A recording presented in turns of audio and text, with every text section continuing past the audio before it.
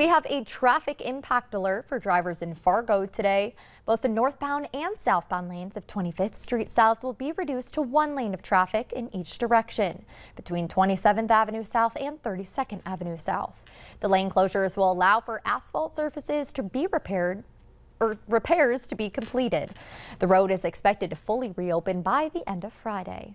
And we have a traffic impact alert for drivers in Otter Tail County. Starting today, both directions on Interstate 94 between Dalton and Ashby will see lane closures.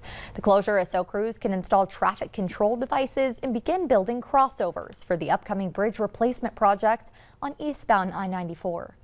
Minnesota DOT says the lane closures are expected to last 2 weeks, after which eastbound traffic in the area will be directed onto the westbound lanes while crews begin work on the eastbound I-94 bridge, which will last through November.